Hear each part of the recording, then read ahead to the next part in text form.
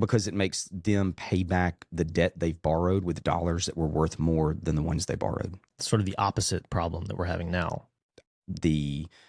Yeah, I mean, you can see it runs both ways. Where too much inflation is bad and too much deflation can be bad, but it depends on the type of monetary system. But all that being said, you end up with right now the problem is because of interest rates have gone up in response to excess government spending, which created inflation. Now the government cannot afford the interest payments on the debt.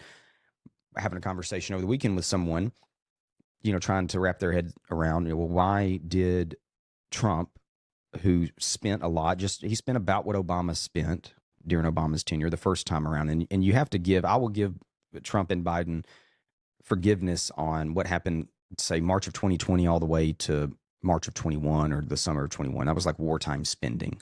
And should it all have happened? No. But, during that moment in time, the government felt the only way to keep everybody from going bankrupt was to just helicopter cash to everybody's laps.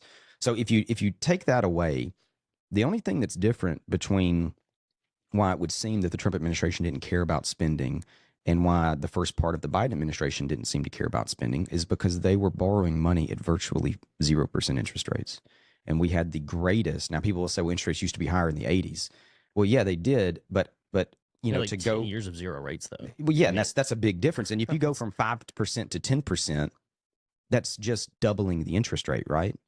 But if you go from 0.05 to 5%, that's a 1000x or whatever. I mean, the rate of increase is the greatest it's ever happened in the country before. So when you're borrowing all this money at virtually no interest, and now your interest rate has gone up to 5%, you're going from spending 150 billion a year in interest only payments to spending $1 trillion a year in interest only payments. And within about 36 months, that's going to go up probably to 1.5 to 2 trillion if they don't stop it and get the interest rates down.